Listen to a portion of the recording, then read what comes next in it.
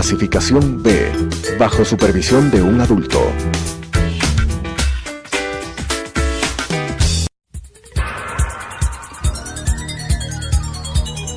Las opiniones vertidas en este espacio por la producción y dirección del programa son de exclusiva responsabilidad de sus autores y de quienes intervienen en ellos.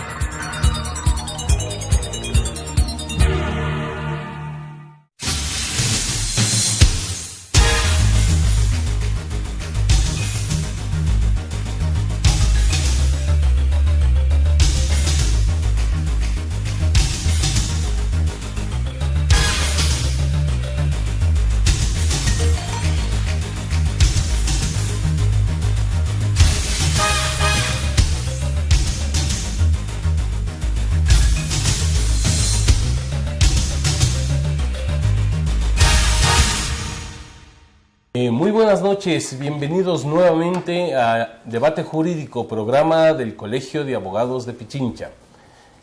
Esta semana vamos a abordar un tema que está en el debate jurídico y político en nuestro país, como es la aprobación o el debate de la discusión del proyecto de ley de plusvalía en la Asamblea Nacional. Para lo cual nosotros tenemos a dos invitados especiales, conocedores del tema tributario y del tema político. Queremos en primer lugar agradecer al ingeniero Gustavo Reyes de Encalada, asesor de la Asamblea Nacional, experto en temas tributarios, quien ha analizado adecuadamente este proyecto de ley. Y por supuesto queremos una vez más agradecerle al abogado Ciro Guzmán Aldaz, todos lo conocemos, defensor de derechos humanos, dirigente político, quien nos va a ayudar precisamente con la visión de lo que está sucediendo en materia jurídica y política en estos momentos. Gracias, buenas noches, bienvenidos. Vamos a empezar entonces contigo, Gustavo, ya que estás en la Asamblea Nacional, has leído este proyecto de ley, pero la población, el abogado quiere de manera general, nos ayudes en este momento a explicar qué nomás contempla el proyecto de ley de plusvalía. Bueno, muy buenas noches, gracias por la invitación al Colegio de Abogados. El proyecto entró, digamos, el 1 de diciembre, entra con la categoría de económico urgente. Esto quiere decir que tendrá que ser aprobado en máximo un mes, es decir, finalizando este mes y este año ya tendríamos aprobado este proyecto de ley. Es un proyecto puntual que el gobierno lo ha denominado como para evitar la especulación sobre el valor de las tierras. Es decir, tenemos hasta el 30 de diciembre, Gustavo. Exactamente. Okay. Sí.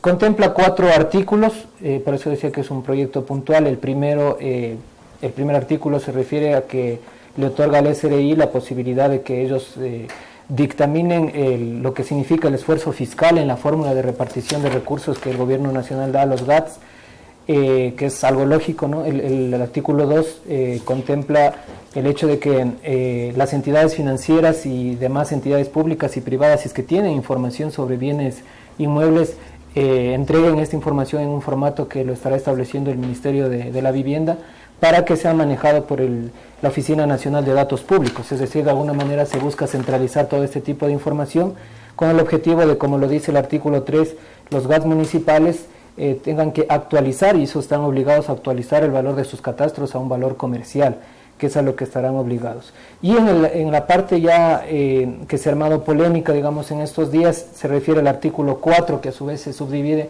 en varios artículos, el cual tiene que ver a la creación de un impuesto adicional, que es el impuesto que sería dado pues denominar como para evitar la especulación de las tierras, o conocido más en la opinión pública como el impuesto a la plusvalía extraordinaria en la venta de terrenos. Entonces, este impuesto prácticamente se grava con el 75% de lo que el gobierno denomina como ganancia extraordinaria. Un poco para explicar lo que es la ganancia ordinaria y extraordinaria, cómo la dividen ellos, es en el sentido de que permiten una ganancia que la consideran legítima o válida cuando una persona compra un bien y al cabo de un tiempo lo decide vender.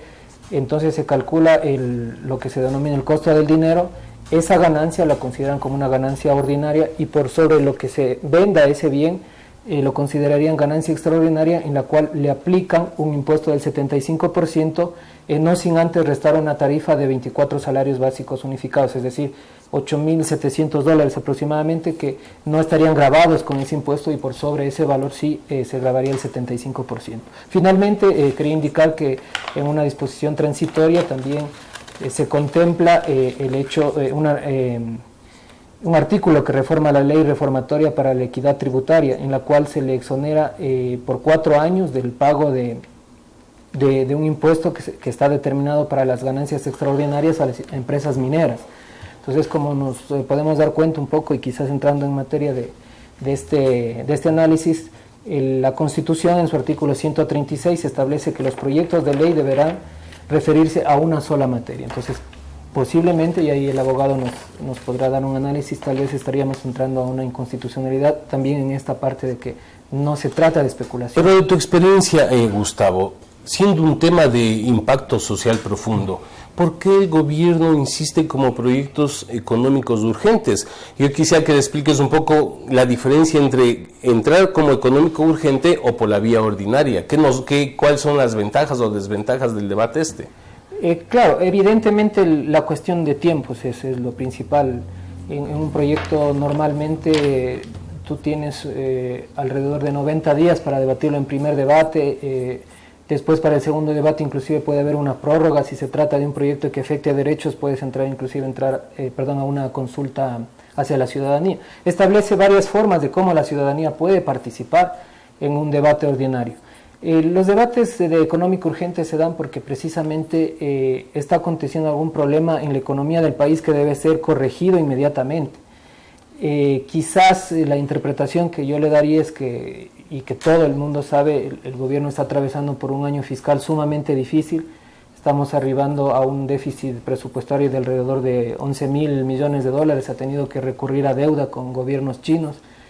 Ha tenido que inclusive tomar medidas como el aumento del encaje bancario, como la revisión de la fórmula precisamente de... Es decir, está desesperado por dinero. Sí, ese yo creo que sería una de las causas, y además porque en efecto la asamblea es una asamblea saliente, en donde posiblemente no tenga el mismo número de asambleístas para aprobar las leyes que el gobierno tiene en su agenda de la manera tan fácil como lo ha hecho hasta el momento, y quizás esa también sea otra urgencia más bien de carácter político del gobierno. Muy bien, entonces Ciro, ahora sí ayúdanos un poco acá. Gustavo nos ha señalado cómo está planteado este proyecto. ¿Qué implica esto realmente ya en la práctica para que podamos irlo entendiendo? Bueno, buenas noches, un saludo a toda la audiencia. Efectivamente, lo que podemos determinar en este momento es de que con esta ley el gobierno primero está violentando, como ya se ha señalado aquí, el debido proceso para tramitar esa ley. En efecto, esta no debería haber sido enviada con el carácter de económico urgente. Sin embargo, el gobierno lo ha hecho porque, como ya lo ha dicho Gustavo, al parecer pues la urgencia de recursos por parte del gobierno es impresionante. Pero además incurre en una inconstitucionalidad el momento en que, como se ha dicho también, remite un proyecto de ley en donde hay dos materias a tratarse distintas. Entrando en el asunto que se refiere a esta famosa ley, diríamos, de plusvalía, como el pueblo lo está conociendo en este momento, lo que podemos decir es que, en primer lugar, el argumento del gobierno es que cuando hay una transferencia de dominio, ya por segunda vez, hay una ganancia extraordinaria. Es decir, yo compré el bien en $40,000, resulta que lo vendo en 80,000, entonces tengo 40,000 de ganancia, ¿no es cierto? Yeah. De ahí la ganancia, diríamos, normal, ordinaria, que reconoce el gobierno son los 24 salarios, otros 8,748. La diferencia se convierte en ganancia extraordinaria, y a esa le aplica un 35% del impuesto. ¿Qué ocurre en este caso? Estamos ante un hecho generador. ¿Cuál es el hecho generador? El hecho generador es supuestamente esta ganancia extraordinaria. Pero este hecho generador, que es la ganancia extraordinaria que supuestamente obtiene la persona que vende un bien inmueble, el gobierno dice la obtiene ya no porque él haya invertido ni mucho menos, la obtiene porque el gobierno ha realizado obras, ya sea el gobierno nacional o el gobierno local, ha realizado obras, y esas obras han permitido el crecimiento del valor del bien inmueble, y por lo tanto, ese crecimiento del valor del bien inmueble es un crecimiento que no obedece sino a factores de la obra general del gobierno. Por lo tanto, dice él, no es justo que de esta obra general que hace el gobierno, ya con recursos públicos, con recursos del pueblo, se beneficie un particular, y por lo tanto esa ganancia extraordinaria que obtenida así es una ganancia ilícita, y por lo tanto tiene que ser devuelta al Estado. Esa es la consideración. Esto, si me permites, ¿esto tiene que ver con lo que se plantea el gobierno de evitar la especulación sobre el valor de las tierras? Supuestamente, ya vamos a ver que la especulación no es lo que realmente se evita con esto. Con esto lo que se hace es ponerle un sobreimpuesto, ¿ya?, a la transmisión, diríamos, a la venta de los bienes inmuebles. Claro, ¿por qué? Al traslado de dominio, ¿por qué? El asunto de contemplar las mejoras que obtiene, y por ende la mejora de precio que obtiene un predio por la obra pública, ya sea esta municipal o nacional, es un asunto que ya está regulado en la ley. Mira, en el caso del Distrito Metropolitano de Quito, tenemos tasas especiales por contribución de mejoras, la 092, luego la 134, la 336, ya, que han sido dictadas en la última etapa, ya.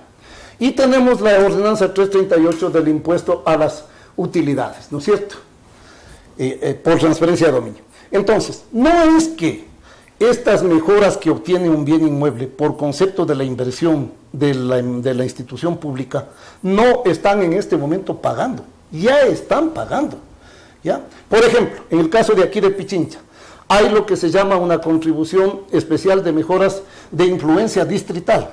Es decir, si aquí en Quito se hace una vía perimetral, como esa vía perimetral beneficia a todo el distrito, entonces con un coeficiente que tiene el municipio calcula, y a todos los habitantes de Quito, propietarios de bienes inmuebles, se les transfiere un valor para que paguen durante 10 años o durante el tiempo que dure el pago. Si es que esta ha sido construida, por ejemplo, la vía perimetral ha sido construida con préstamo externo, entonces ese dinero tiene que ser pagado por contribución de mejoras en el tiempo, en el plazo que dura ese préstamo. Entonces estamos hablando de que ya los quiteños, los ecuatorianos, porque estas contribuciones de mejoras se pagan en todos los municipios del país, ya estamos pagando esto que dice el gobierno, la ganancia extraordinaria por la inversión pública en una obra determinada. Ya estamos pagando. No es que no estamos pagando. Lo que el gobierno está haciendo es crear un nuevo impuesto confiscatorio en los hechos, Ciro, para eso lograr este propósito. Importante, nos sigues explicando, me parece muy importante la explicación que están acá nuestros amigos que nos acompañan en la noche de hoy. Regresamos entonces luego del corte comercial.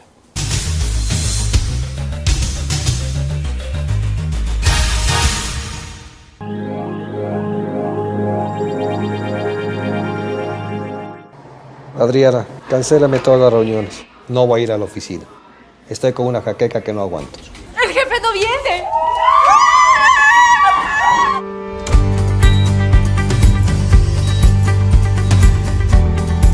¿Estás seguro? Salió bien. Muy bien. Bueno. Cuanto antes vayas a Ecuasanitas, más rápido te curas. La empresa de medicina prepagada que cuida de ti. Ecuasanitas. Es bueno estar sano.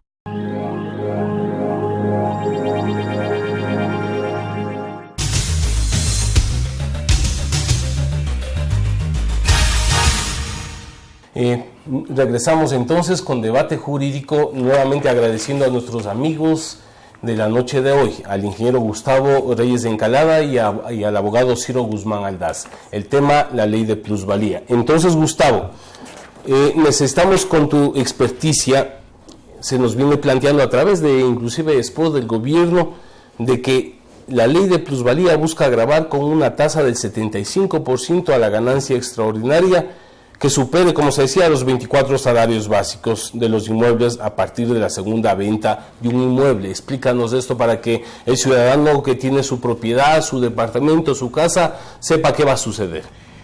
Sí, bueno, en primer lugar hay que diferenciar lo que el gobierno conoce como ganancia ordinaria y ganancia extraordinaria. La ganancia ordinaria es la que el gobierno, digamos, hace que una persona la pueda ganar, digámoslo así, sin necesidad de pagar impuestos, y para lo cual calcula el valor del dinero. Si es que una persona, en lugar de comprar un bien, digamos, lo invertiría en una institución financiera, hablamos del caso de los $50,000 que costaría una casa, esa casa a lo largo del tiempo, si usted la pone en el banco, el banco X, le va a pagar una tasa pasiva, que se llama pasiva, del 7%. Y es ese valor el que se calcula a lo largo del tiempo, de 10, de 15, de 20 años. Entonces, como el dinero va creciendo, esa es la ganancia ordinaria que usted tendría la posibilidad de ganar. Por sobre esos valores viene lo que se llama la ganancia extraordinaria. Entonces, ahí en esa ganancia extraordinaria se toma en cuenta que $8,700 no pagarían impuestos, que son los 24 salarios básicos unificados, y la diferencia sí entraría a pagar un valor del 75% de impuesto a la plusvalía. Yo me quería un poco referir a este tema de las tasas, porque la mayoría de personas de clase media baja, no es que vamos a adquirir un bien de contado. Lastimosamente la economía no nos da para eso. Nosotros nos endeudamos para adquirir un bien, ya sea de $50,000, $70,000, etcétera, dólares. Entonces nosotros tenemos que pagar una tasa activa a la banca, y esa tasa activa está alrededor del 12% en lo que se refiere a bienes inmuebles.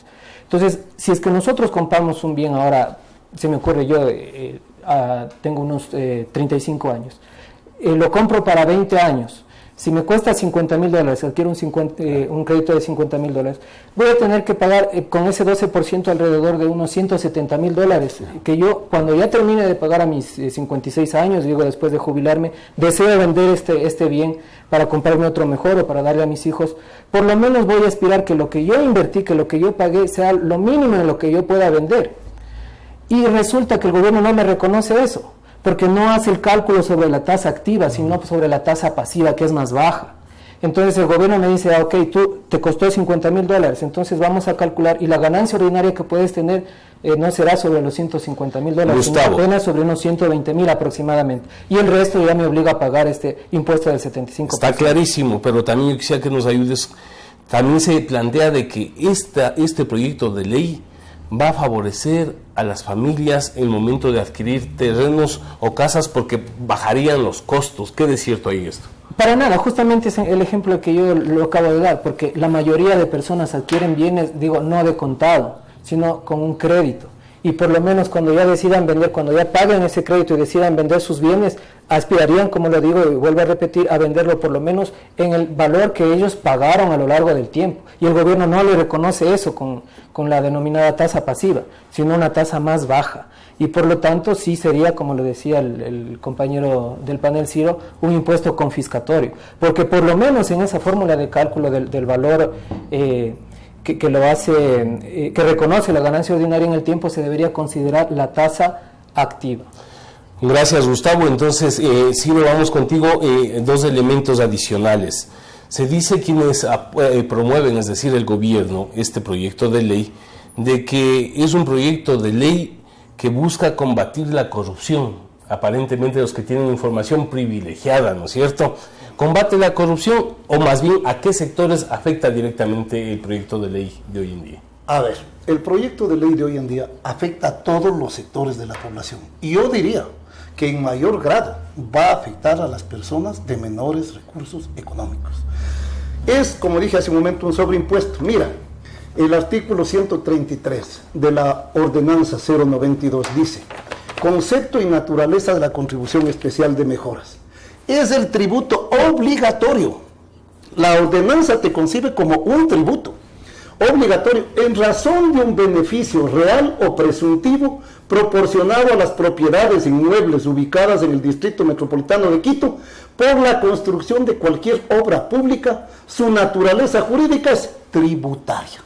Ya, más claro que esto no cabe. Es decir, mira, aquí tenemos ya las contribuciones especiales de mejora son tributos.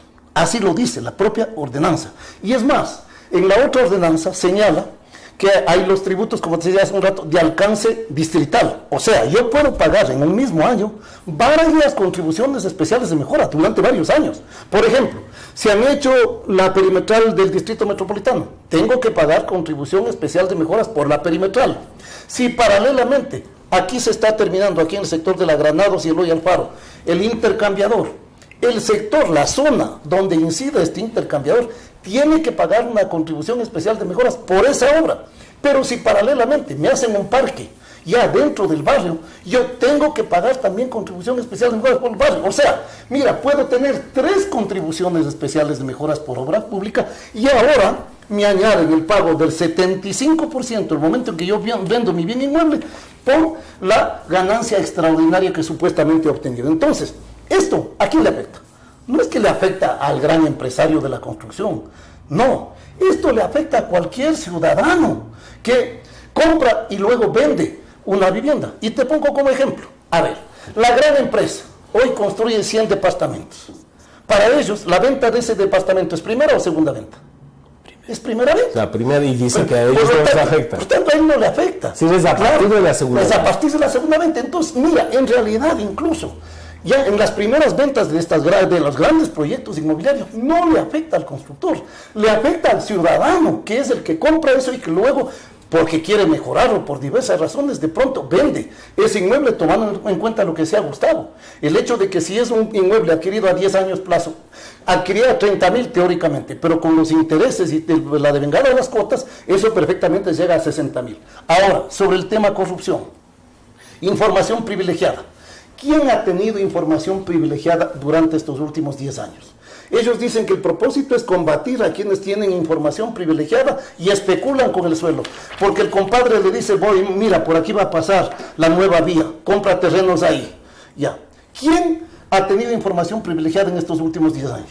Son los alcaldes, son los prefectos, son los ministros de Obras Públicas, son los funcionarios del gobierno de Alianza País.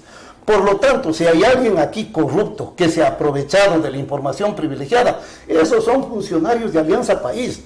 Por lo tanto, si se quería combatir la corrupción, lo que tenía que hacerse es un censo de cuáles son los funcionarios que tenían la información privilegiada y cotejar a ver si efectivamente ellos han hecho o no transferencias de dominio, si han adquirido o no grandes bienes inmuebles o inmuebles y qué destino le están dando a esos inmuebles. Esos son los que se han aprovechado de la información privilegiada. Por lo tanto, el famoso combate a la corrupción cae por su propio peso.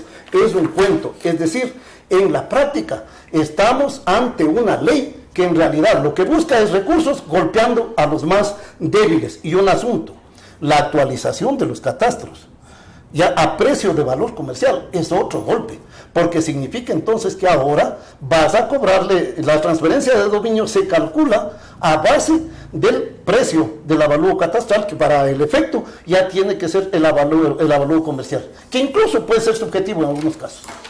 Qué interesante, Gustavo. Entonces, yo te escuchaba al inicio respecto de que este es un proyecto para crear más impuestos frente a un gobierno que tiene necesidad de recursos. ¿Es esto un poco para cumplir los compromisos con los GATS? Porque no hay dinero en las arcas fiscales, por lo tanto, todos los municipios deberían apoyar a este proyecto. ¿Qué piensas tú? Sí, bueno, el tema es que el gobierno le falta plata por donde quiera que se lo mire. Y una de las cuestiones que más le golpeó en estos 2 últimos años es la baja del precio del petróleo. No olvidemos que ellos constitucionalmente están obligados a destinar un porcentaje de los ingresos extraordinarios que tiene el Estado, es decir, por venta de petróleo, y entregaban precisamente a los GATS. No cuentan ahora con esos recursos o con la misma dimensión que los contaban antes.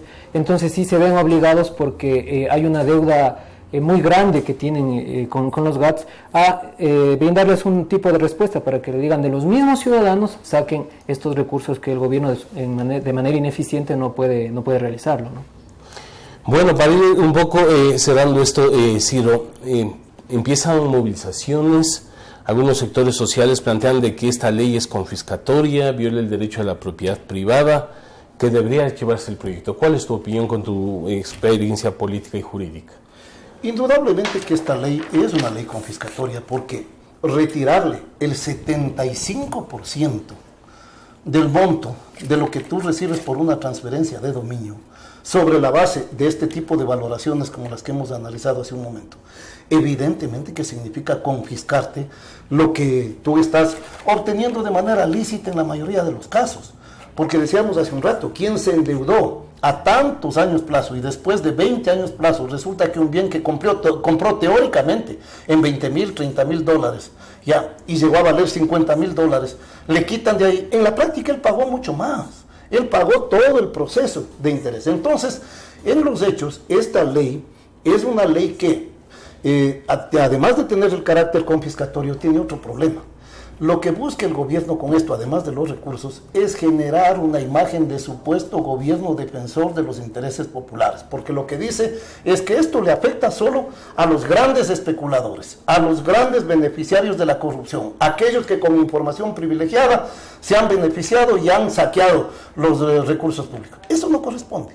Es decir, no es que por la obra pública esta gente es la que hoy va a ser objeto de la afectación de esta ley. No. Van a ser, como dijimos hace un rato, objeto de la afectación con esta ley todos los ciudadanos ecuatorianos que por A o B adquieren un bien inmueble y que inmediatamente o después de un tiempo quieren venderlo.